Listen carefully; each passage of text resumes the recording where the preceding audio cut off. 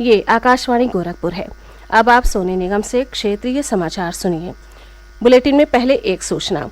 आज़ादी का अमृत महोत्सव क्विज श्रृंखला का प्रश्न कल सुबह 7:20 पर प्रादेशिक समाचार बुलेटिन में पूछा जाएगा। अपने जवाब हमें ईमेल ID airnews.gkp@gmail.com पर भेजें। जवाब के साथ अपना नाम, पता और फ़ोन नंबर अवश्य लिखें। और अब समाचार। राष्ट्र आज 73वां गणतंत्र दिवस मना रहा है। मुख्य समारोह राष्ट्रीय राजधानी नई दिल्ली में राजपथ पर आयोजित किया गया। राष्ट्रपति रामनाथ कोविंद ने मुख्य परेड की सलामी ली।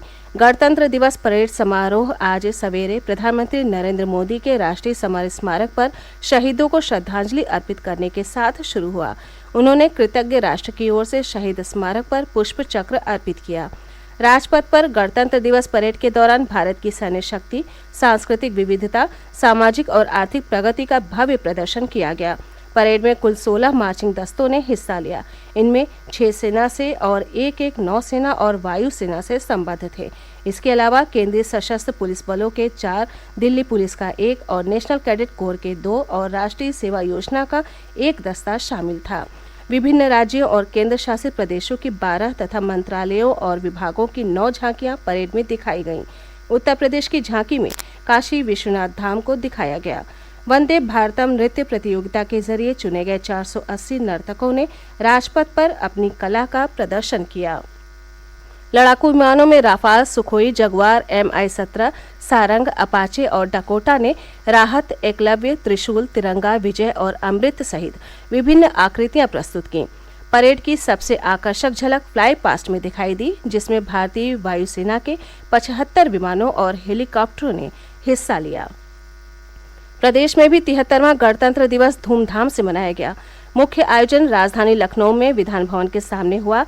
राज्यपाल आनंदीबेन पटेल ने राष्ट्रीय ध्वज फहराया और मुख्य परेड की सलामी ली। इस दौरान पुलिस और सैन्य बल अपने शौर्य का प्रदर्शन किया।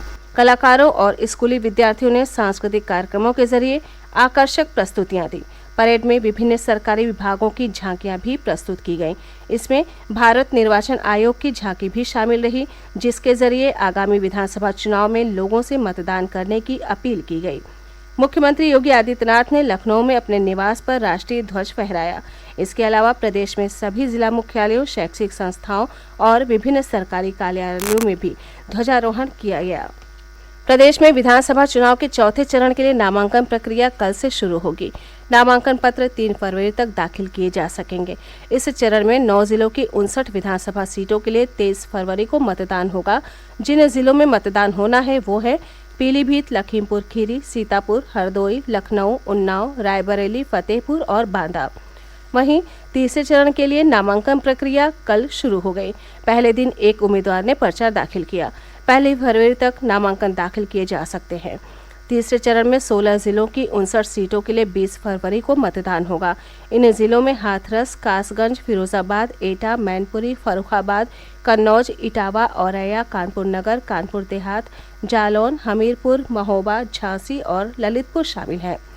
इस बीच राज्य में विधानसभा चुनाव के दूसरे चरण के लिए भी नामांकन प्रक्रिया जारी है। अब तक 152 उम्मीदवारों ने पर्चे दाखिल किए हैं। कल 94 उम्मीदवारों ने पर्चे दाखिल किए। चुनाव के दूसरे चरण के लिए नामांकन की अंतिम तिथि 28 जनवरी है। इस चरण में 9 जिलों की 55 विधानसभा सीटों के लिए 14 फरवरी को मतदान होगा।